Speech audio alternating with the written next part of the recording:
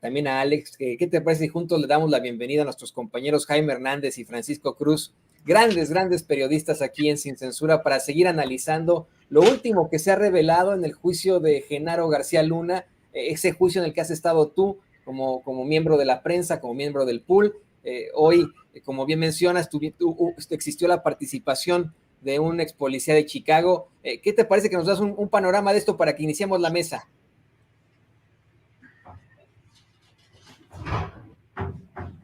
Mire, por cuestiones obviamente de tecnología y de ya sabe cómo es usted, estas transmisiones traicioneras, pues no, de pronto perdimos la comunicación con Vicente Serrano, quien en estos momentos se enfrenta al aguanieve, se enfrenta pues vamos a esta situación del mal tiempo allá en la ciudad de Nueva York.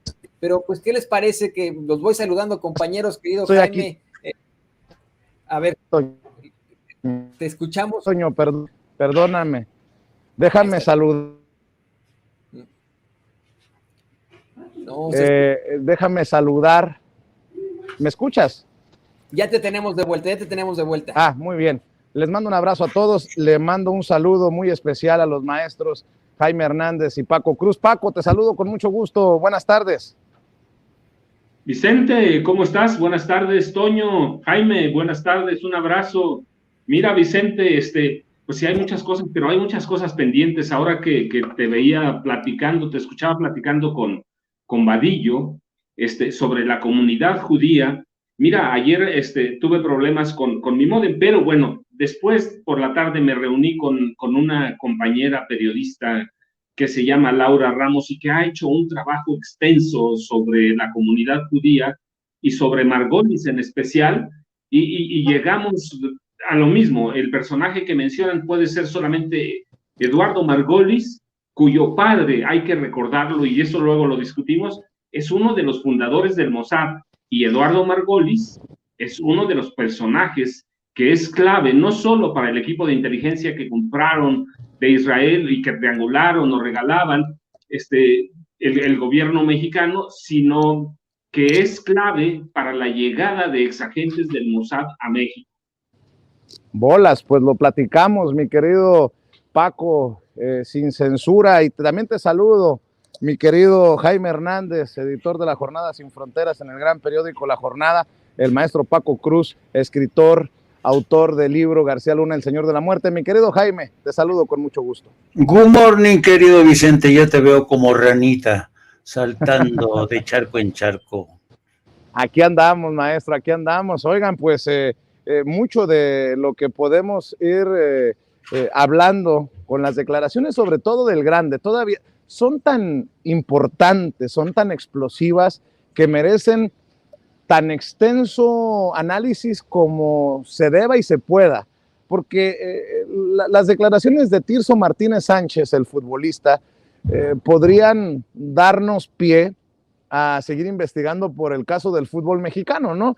Lo que llegó a comprar con el dinero del narcotráfico. Él asegura que fue dueño de por lo menos 4 equipos de fútbol profesional de México, pero lo del Grande te pone en un nivel la corrupción que incluso nos lleva a entender que en algún momento, en tiempos de Calderón, el crimen organizado mandaba en nuestro país. Cuando dice que secuestran a García Luna para leerle la cartilla y para presionarlo para que los apoye a los Beltrán Leiva y no a la facción del Mayo y del Chapo del cártel de Sinaloa, es muy fuerte, ¿no? Que miembros del crimen organizado se hayan sentido con ese poder para secuestrar, desarmar al número 2 del país, mi querido Paco. Mira, Vicente, yo a veces digo que no era el número 2, era el número 1, porque las fotos, los testimonios lo muestran.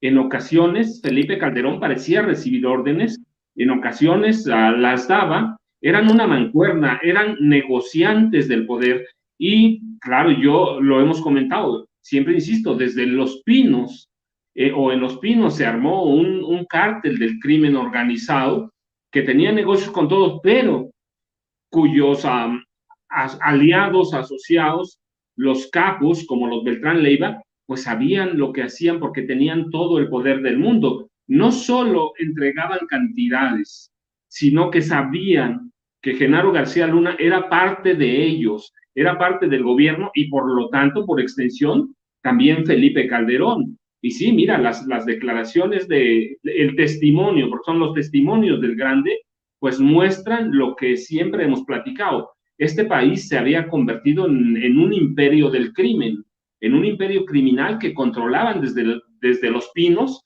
que se asociaban desde Los Pinos, entonces, y que armaron desde Los Pinos. Así que sí, lo del Grande no es una cosa menor, ¿eh? Por más que algunas cosas se supieran, no, es un testimonio poderoso para sentar en el banquillo de los acusados, no al grupo solo de Genaro García Luna, que algunos están en la cárcel, otros ya murieron, sino a Felipe Calderón Hinojosa. Felipe Calderón Hinojosa debe estar sentado en el banquillo de los acusados y debe ser juzgado por crímenes de lesa humanidad, por narcotráfico, por extorsión y por armar a los cárteles del narcotráfico.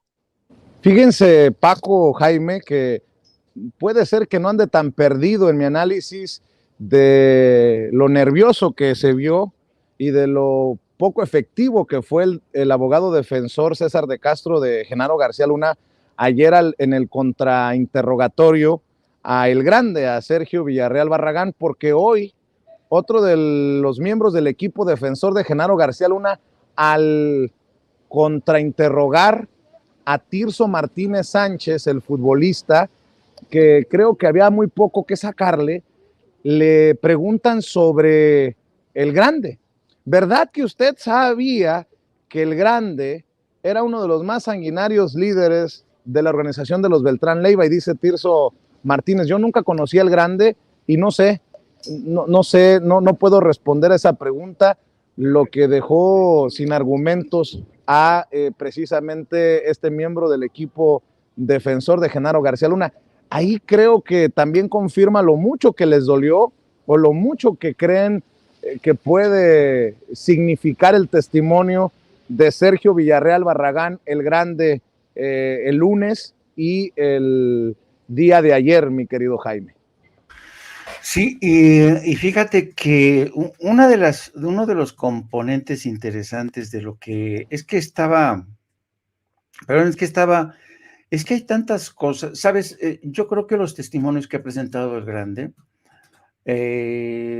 perdón que me concentre ahorita en estos momentos en El Grande, es que las declaraciones del Grande nos permiten hacer un rompecabezas de realmente quién mandaba, dónde operaba el cártel de los Beltrán Leiva y luego el cartel de Sinaloa. Y estaba haciendo algo de memoria. Y yo recuerdo precisamente cuando ayer dialogabas con Jesús García, que por cierto, me encantó su participación anoche contigo, y cuando hablaban ustedes dos de cómo se movían, de qué manera se movía el cártel de Sinaloa en la Ciudad de México, donde se vestían con traje y toda la cosa, hacían labores de cabildeo, presionaban, tenían sus casas de seguridad en algunos de los barrios más ricos.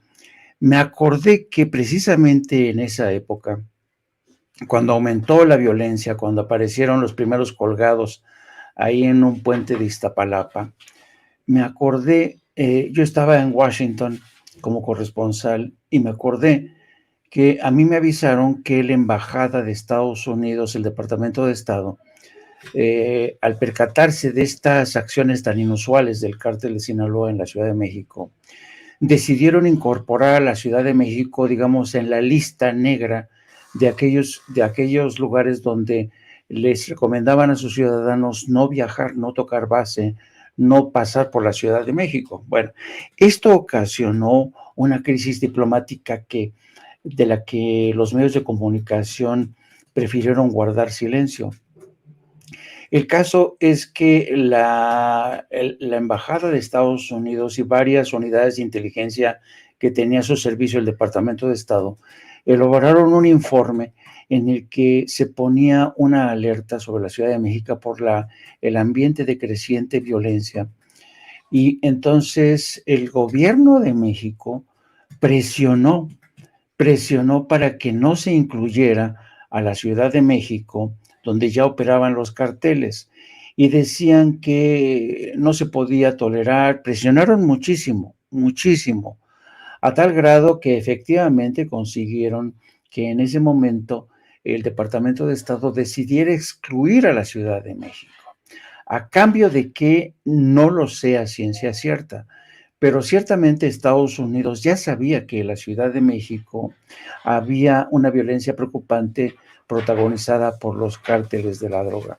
Eso te da la medida de hasta qué punto el gobierno de Gabriel Mancera, de Miguel Ángel Mancera, estaba tratando de quitarle hierro al asunto, y el gobierno de México también, pero en ese informe recuerdo que detallaban no solamente el aumento de violencia, sino cómo esa violencia se había también alcanzado a algunos miembros de la embajada. Entonces, fue una época, digamos, en la que el gobierno de Miguel Ángel Mancera hizo todo lo posible, junto con el gobierno de Calderón, para callar esos reportes, esos informes, pero claro, la verdad siempre se abre paso. Y hoy pues reafirmamos, y me acordé muchísimo mientras tenés el diálogo con Jesús García ayer, de esa época, y cómo ya la actividad de los carteles había permeado, había contaminado la Ciudad de México.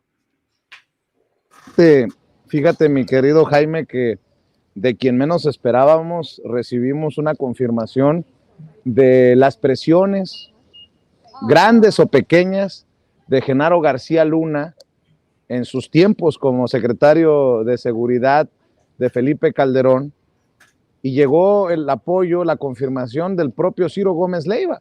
Asegura Ciro que cuando él estaba en Milenio, llamó directamente para meter su cuchara en los temas editoriales. Eso sin contar aquel acuerdo de silencio entre los medios de comunicación y periodistas. Esto fue lo que dijo Ciro Gómez Leiva en su programa, y creo que es relevante para hablar de pues, la cobertura muy cuestionable de algunos medios de comunicación. Yo no sé cómo Riva Palacio puede soportar que en el periódico El Financiero hagan esa cobertura rosa de un caso tan importante cuando él es experto en estos temas. Nótese mi sarcasmo. Pero bueno, ahí también está Pablo Iriarte, están todos estos personajes. Yo no sé cómo permiten que se haga cobertura de besos y abrazos cuando son los principales expertos pues en estos temas. Esto fue lo que dijo Ciro en su programa. 2009 o 2010, estábamos en Milenio Televisión, yo era el director editorial de Milenio Televisión, y Milenio nació un poco cubriendo la guerra de Felipe Calderón.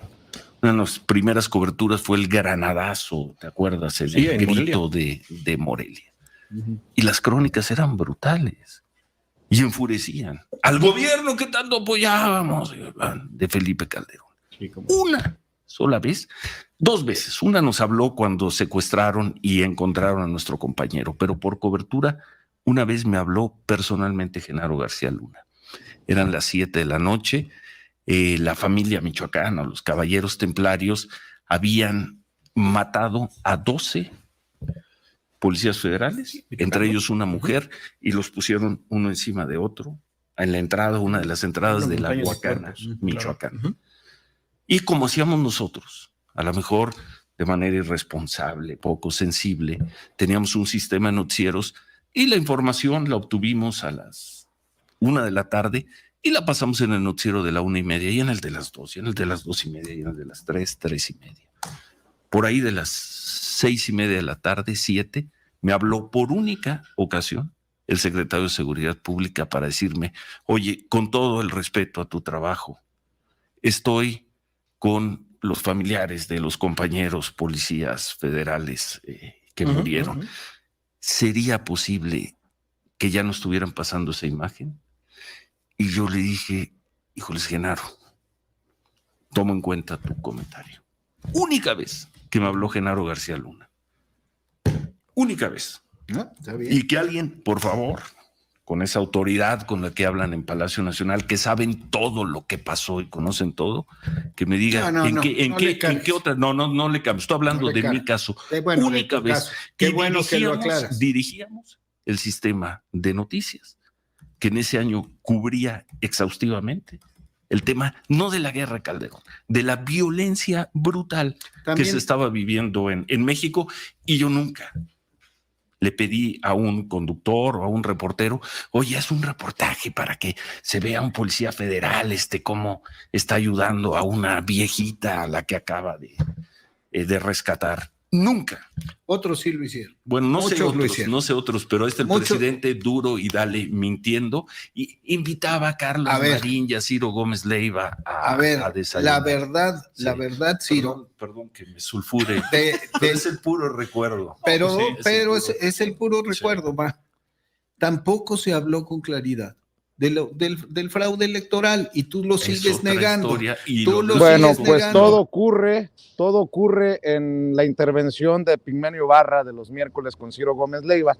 Bueno, con mucho respeto, don Ciro, con mucho respeto, pues si no defendió a ese gobierno y busca ridiculizarlo en su programa, ¿cuándo lo esperamos, don Ciro, en esta cobertura? ¿O usted ya es muy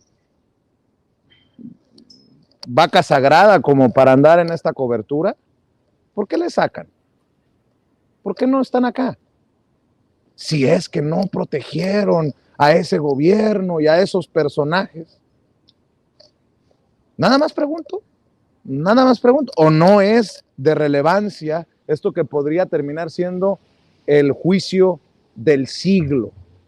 A ver, antes de ir con Paco Cruz y Jaime Hernández, mi querido Toño. Gracias, Vicente. Sí, no, me enfureció escuchar estas declaraciones de Ciro Gómez Leiva. No las había escuchado, no había tenido la tragedia de escucharlas, pero es absolutamente terrible que acepte que recibió o que tomó en cuenta, entre comillas, una indicación editorial de nada más y nada menos que de Genaro García Luna. Eso es, pero lamentabilísimo, es terrible. Yo creo que con esto se confirma también el apodo que le pusieron a Ciro Gómez Leiva, Ciro Gómez Mierda. Se comía toda la mierda de Genaro García Luna, y disculpe usted que sea tan escatológico, pero esto es ridículo. Qué terrible que ahora que se está defendiendo en que supuestamente ellos no seguían alguna línea del gobierno de Felipe Calderón, tenga que reconocer esto. Lo está reconociendo. Por supuesto que seguían una línea, tomaban en cuenta las llamadas que les hacía Genaro García Luna o el gobierno de Felipe Calderón. Se están exhibiendo solos. Disculpen, compañeros, les dejo ahí el micrófono. No, pero es que es importante. Dice que fue la única vez que le llamó Genaro García Luna, pero bien que lo recibía en sus estudios. Ahí está la fotografía de solamente una ocasión. Nótese mi sarcasmo, que Genaro García Luna visitó en sus estudios a Ciro Gómez Leiva para decir lo que quiso y cuando quiso. Pero bueno, en torno a este juicio del siglo, me pareció importante retomar esta declaración de Ciro. Yo creo que es una intervención editorial en un medio y la admite Ciro Gómez Leiva, pero al final, ¿quién soy yo? Yo soy un simple palero, pinche youtubero, maestro Paco Cruz. Así nos buscan ridiculizar y pintar muchos, pero pues creo que los payasos están en otro circo. Mi querido Paco, para mí es grave también esto que admite Gómez Leiva. Pues mira, Vicente, ya lo dice, fue una sola vez, no, fueron dos.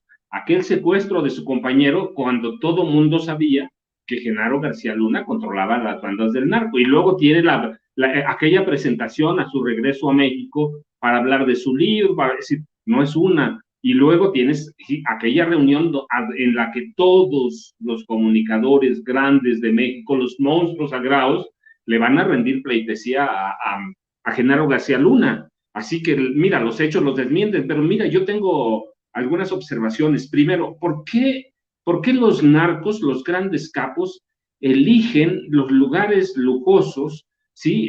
Interlomas, el Pedregal de San Ángel, ¿por qué Metepec? ¿Por qué los eligen para vivir allí?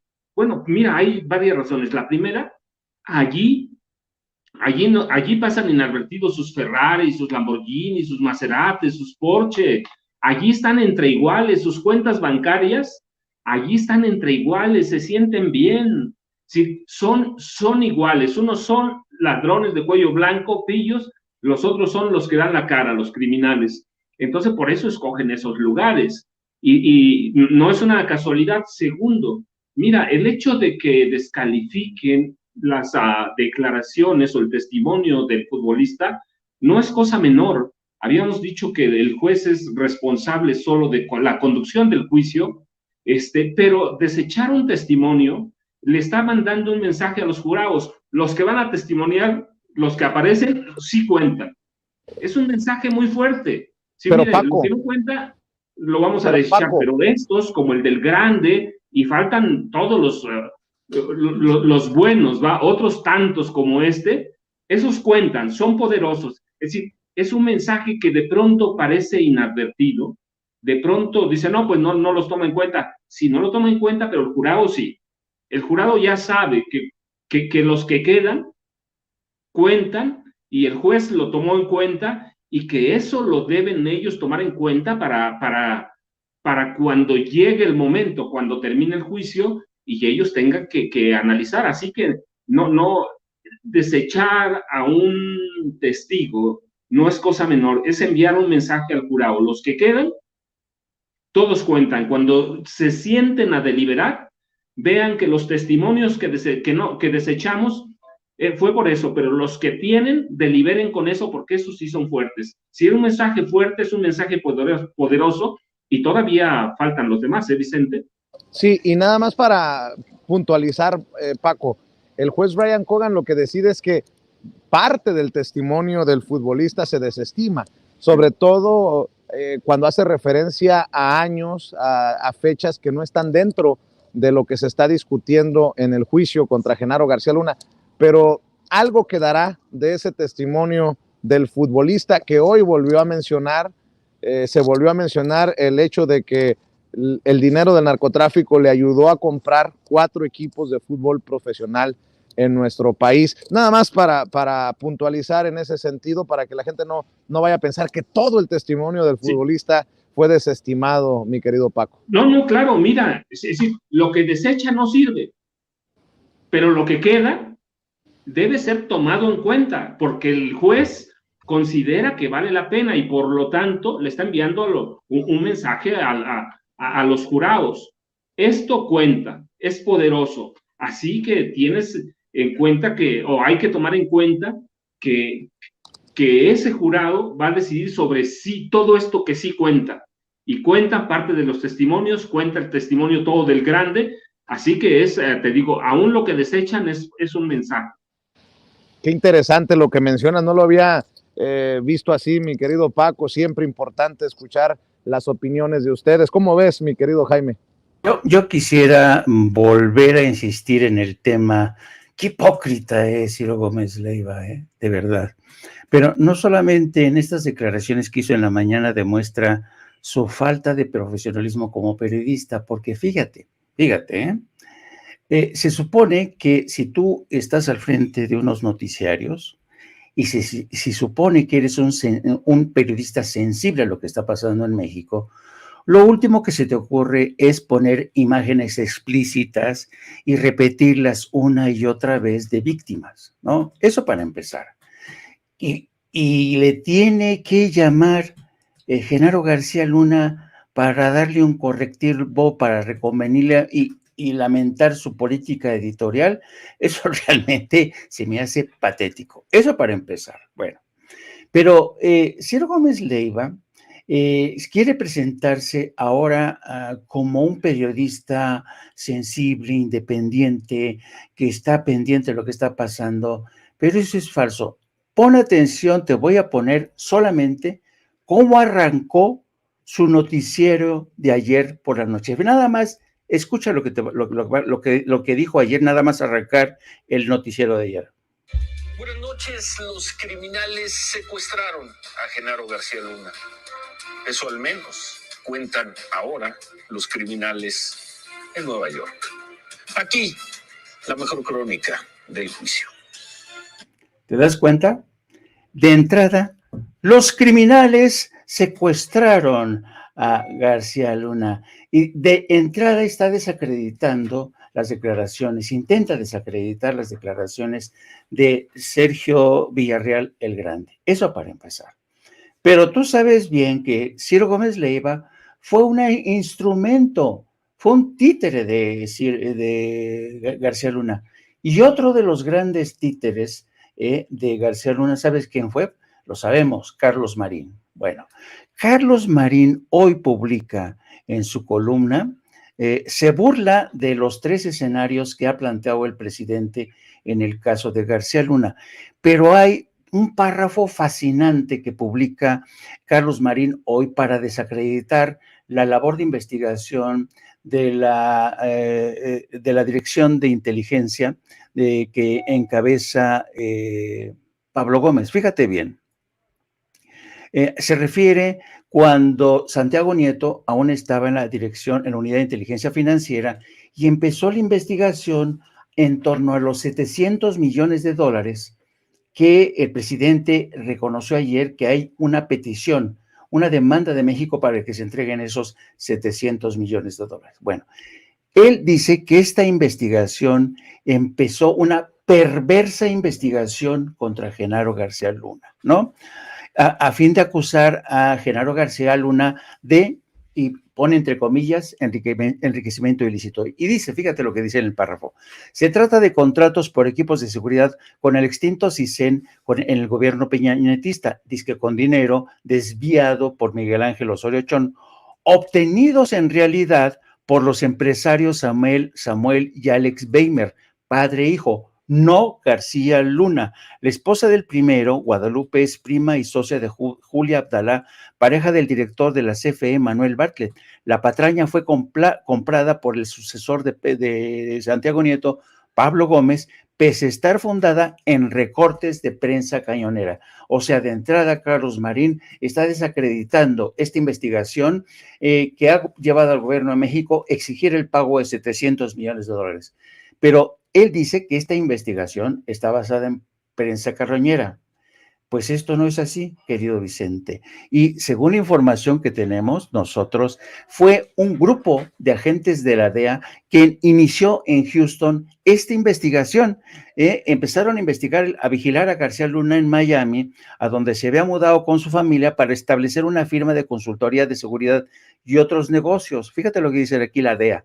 También descubrieron sus complicados enredos con un ejecutivo de seguridad mexicano, Samuel Weinberg, y el hijo de quienes se descubrió que canalizaban fondos hacia algunas de las empresas de García Luna. Carlos Marín, eres un mentiroso, eres un mal periodista, no te estás informando bien, y no es que esta acusación del gobierno de México para reclamar los 700 millones de dólares esté basado en recortes de prensa carroñera. No, señor, están basadas investigaciones de agencias federales de Estados Unidos que han sido compartidas con el gobierno de México. Solamente te quería poner esto en evidencia, querido Vicente, para ver cómo desde México, mientras allá están tratando de clavar a Genaro García Luna, aquí Ciro Gómez Leiva y Carlos Marín intentan llevar la contranarrativa para presentar al gobierno de México como un gobierno que se basa solamente en informes de prensa carroñera para acusar a Genaro García Luna, un hombre que según Carlos Marín y posiblemente Ciro Gómez Leiva consideran como el mejor policía del mundo. No, y deja tú un análisis ahí de algún editor o alguna editorial que hagamos nosotros en los medios de comunicación, querido Jaime. Es un hecho ya establecido que si fue detenido en Texas, se debió a una investigación acá en los Estados Unidos, una investigación de mucho tiempo, de algunos meses, con la que lo enfrentan. Esta defensa que hacen Ciro Gómez Leiva y Carlos Marín es verdaderamente despreciable. Los exhibe, en cuanto a toda su carrera. Los dos personajes, Ciro Gómez Leiva y Carlos Marín, una y otra vez han presumido sus grandes contactos en la política, su cercanía y amistad con esos pues políticos y poderosos. Eso es lo más importante. Y por supuesto que ahora seguirán con esta defensa. Yo creo que se están ensartando terriblemente. De hecho, le pido a don David que nos grabe para incluir en esto también a Paco. A mí me parece que estos periodistas en todo caso deberían meterse las manos a los bolsillos e irse silbando pues disimuladamente, ¿no? Así de, periodistas se les puede llamar así. Estos personajes que en efecto estuvieron vinculados a Genaro García Luna por, además de los tratos que hicieron en sus pues casas editoriales, en sus televisoras, en sus radiodifusoras, por la amistad que tenían con el tipo. Hace unos momentos le presentábamos al público consentidor de Sin Censura un audio terrible, asqueroso, en el que el propio Ciro Gómez Leiva confirma que cuando era el director editorial de Milenio Televisión, García Luna lo llamó directamente para meter la cuchara, le digo, en temas editoriales, ¿no? Imagínese usted lo cuestionable de todo esto. Creo que en todo caso, pues deberían estar hablando de otros temas. No sé qué le deberán, mi querido Paco, a Genaro García Luna. Esa es la pregunta que te voy a hacer. ¿Qué le deben a Genaro García Luna? Bueno, mira, Toño, yo lo que digo pues es que comían de su mano, ¿sí? Los tenía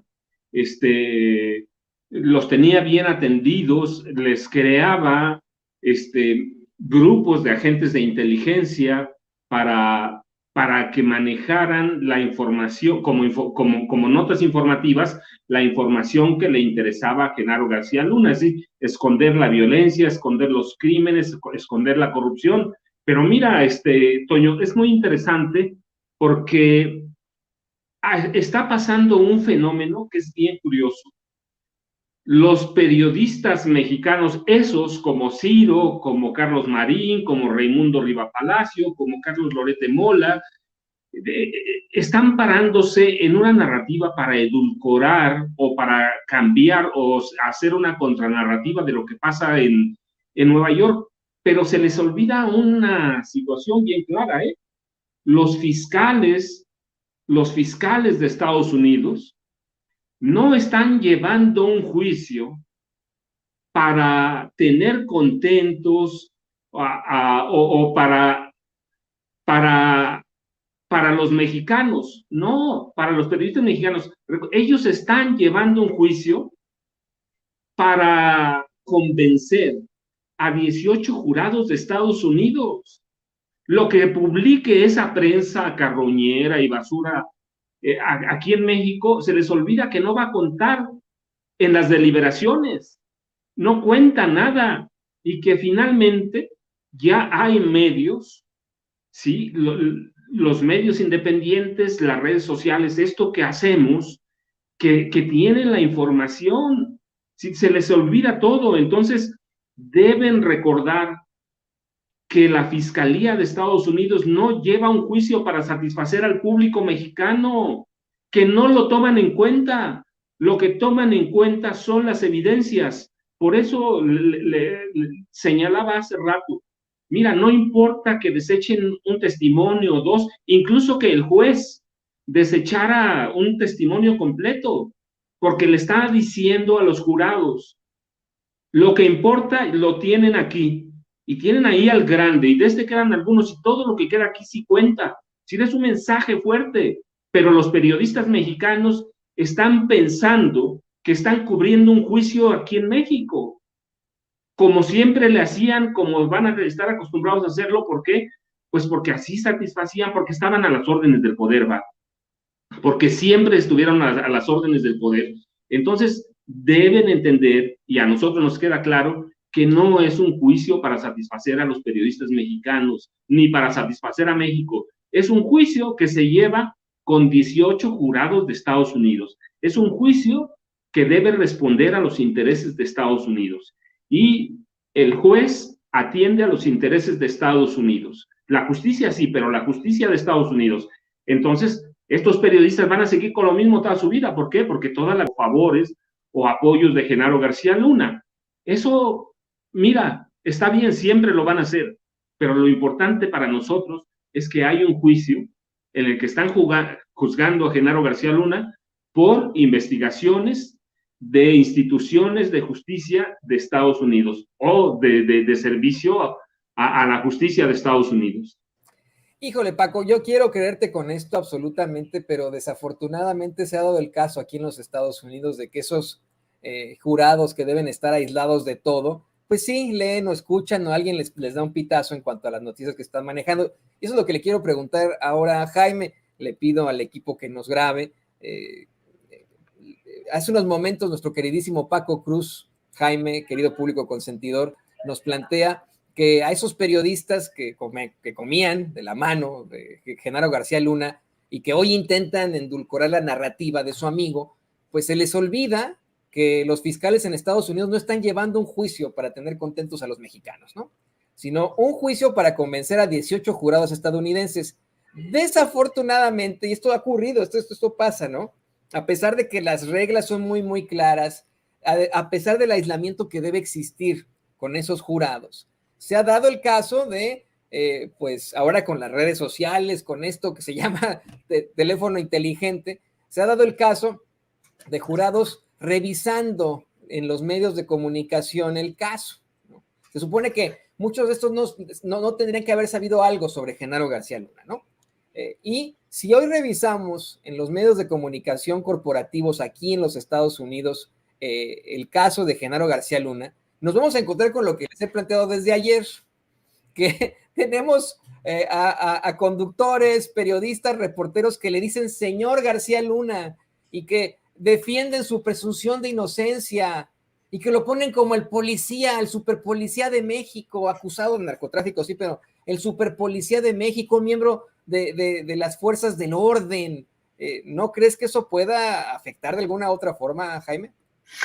No, evidentemente, yo creo que incluso si me apuras un poco, el formato de jueces, a mí nunca me ha convencido del todo de que todo dependa de la decisión de un jurado y no de un juez, y no de la información recabada con tanto trabajo, con tanto esfuerzo por los fiscales, que al final del día todo dependa de la última palabra de un jurado que puede tener determinado sesgo a favor o en contra del imputado. A mí siempre me ha parecido un tanto injusto este sistema, ¿no? Imperfecto, mejor, imperfecta es la palabra. Pero yo creo que en esta ocasión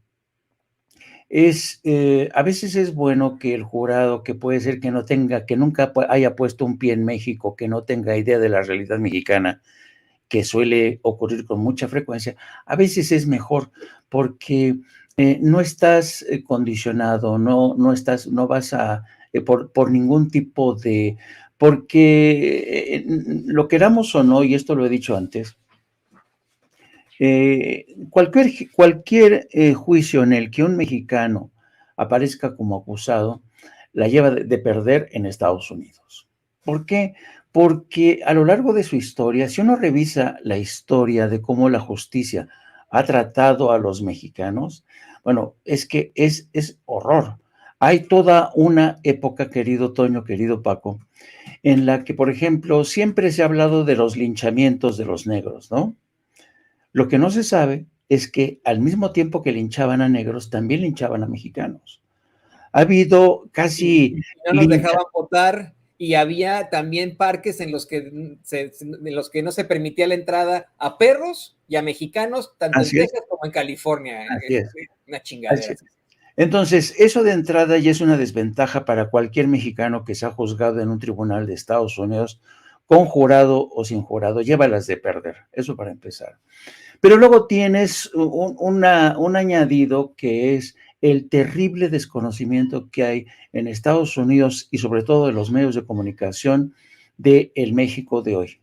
Lo hemos visto como de forma consuetudinaria The New York Times, del Washington Post, no solamente no se equivocan, sino que incluso a veces tal parece que actúan con una agenda propia de mala leche. Y yo puedo aceptar que un corresponsal extranjero muchas veces no las tiene todas consigo porque apenas acaba de llegar y sobre todo para conocer un país como México, un país de enorme complejidad, yo lo entiendo. Pero claro, hemos hablado de aquí de cómo, además, Estados Unidos es un país autista. Le interesa un carajo el mundo. Estados Unidos se mira el ombligo todo el tiempo, ¿no? Entonces, en el imaginario colectivo de Estados Unidos, la imagen de México se ha construido a través de las películas de Hollywood. Hollywood es el gran escritor de la historia, es el gran revisionista de la historia de México. En Hollywood siempre presentan la guerra de Estados Unidos contra México como, ya sabes, la liberación que hizo Estados Unidos contra los salvajes de México, que habían sometido y asesinado a la gente en Texas, la historia del Álamo. A eso se reduce la guerra. Pero siempre los personajes mexicanos en Hollywood son drogadictos, violentos, sanguinarios, criminales. Entonces, ya han sido décadas de esa imagen que nos han construido. Por eso, en el inconsciente de un jurado que ha visto Hollywood, que ha crecido en Estados Unidos, que a lo mejor nunca ha venido a México, siempre va a pesar esto mucho. La imagen del mexicano como un pervertido, como un criminal, lo presenten como superpolicía. Ojalá que pudiéramos juzgar a Genaro García Luna aquí en México, ¿no? Y ya sería con mayor conocimiento de causa. Desafortunadamente, nuestro sistema judicial carece de tantas cosas, pero sobre todo de decencia y de honestidad. No quiero generalizar, pero el sistema judicial mexicano yo creo que un juicio contra el Chapo Guzmán, ok, sí le acusa, pero después vienen los jueces que encuentran problemas de forma, luego vienen las escapatorias de las cárceles, en fin, es imposible hacer frente a este tipo de cárteles de la droga que han sido tan poderosos. El testimonio del Grande nos ha permitido saber que en México había un narcoestado, como lo decía Paco, cómo controlaban y cómo siguen controlando el ámbito de las finanzas, el ámbito de la seguridad, los vínculos con sistemas de inteligencia de europeos o de Israel, como el caso de Eduardo Margolis, ¿no? ¿Por qué el señor Israel Vallarta sigue refundido en la cárcel? Porque se enfrentó a gente tan poderosa como el señor Margolis, como Genaro García Luna, como Cárdenas Palomino. Yo creo que el caso de Israel Vallarta ejemplifica mejor que nadie la clase de castigo para aquel que se enfrentaba a estos poderes fácticos que crecieron y se hicieron muy poderosos con el consentimiento de Felipe Calderón. Así es que, sería mejor juzgarlo en México? A mí me gustaría, pero soy de las imperfecciones. Que se va a juzgar y que se está juzgando en Estados Unidos, yo digo, si tú le preguntas a la gente, te has puesto que muchos dicen que están de acuerdo que se juzgue en Estados Unidos porque creen que Estados Unidos ofrece una mayor garantía de castigo ejemplar contra estos bandidos. Porque por más que Ciro Gómez Leiva nos presente a los criminales como aquellos que estuvieron colaborando con Felipe Calderón y García Luna, pues el Sergio Villarreal es tan criminal como Genaro García Luna. Y hasta aquí la dejo, queridos amigos. No, y saben que hay algo que comentaste que me pegó directamente, el racismo y cómo nos pintan acá los mexicanos, mi querido Paco. El ejemplo es cómo nos pinta el pinche Larry David, por ejemplo, ¿no? En su último programucho de HBO, Curb Your Enthusiasm, no sé si lo han visto. Miren, corrieron a Chumel Torres de HBO, de HBO, ¿no?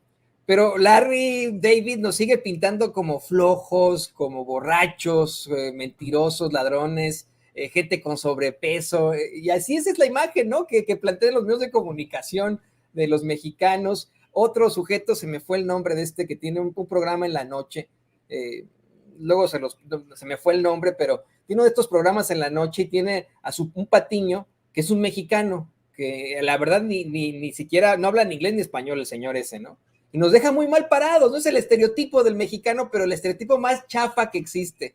Eso es muy desafortunado. Yo también quisiera que en nuestro país juzgaran bien a los miembros del crimen organizado o a los políticos corruptos, pero bueno, pues si nos queda esto, qué remedio, y lo seguiremos comentando. Por eso es que, compañeros, les agradezco que se hayan conectado con nosotros. Les ofrezco una disculpa en nombre de Vicente, que se tuvo que desconectar para entrar ya a la Corte del Distrito Este de Nueva York, se tuvo que meter de inmediato. Les manda sus saludos y pues les ruego que nos compartan sus redes sociales. Querido Jaime, que estás tú con la palabra, pues adelante, compártenos tus redes sociales, para que nos las comparta también el querido Paco. Sí, gracias, querido Toño. Le pido que nos sigan en nuestro canal hermano. Dentro de poco más de una hora estaremos al aire haciendo seguimiento de este juicio.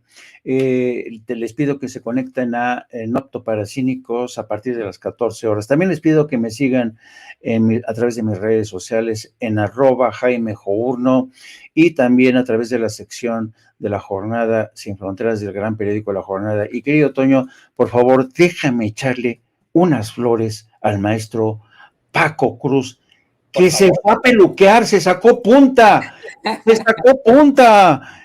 qué guapo, dejaron al maestro Paco Cruz. Te mando un abrazo, querido Paco, un abrazo a las dos, queridos amigos.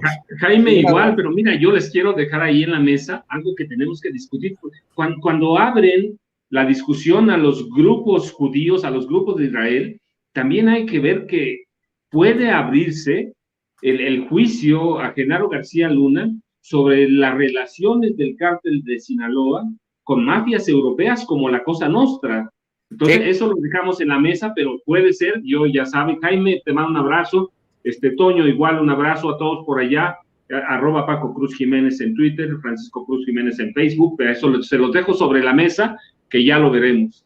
Fíjense que hace un tiempo, cuando estaba todavía viviendo ahí en Chicago, me corté el pelo con un señor libanés, y cuando terminó me dejó así con el pelo muy cortito, y dije, ¡ay, qué buena onda, gracias! Me sacó punta, y el señor pensó que era una referencia sexual. Las palabras idiomáticas en mí, pues ni modo, ¿no? Ni hablar. Pero muchas gracias, queridos compañeros. Qué bueno. Gracias a los dos. Ahí lo tiene usted, el querido Paco Cruz y el querido Jaime Hernández, grandes periodistas aquí en Sin Censura. Y de estos grandes amigos vamos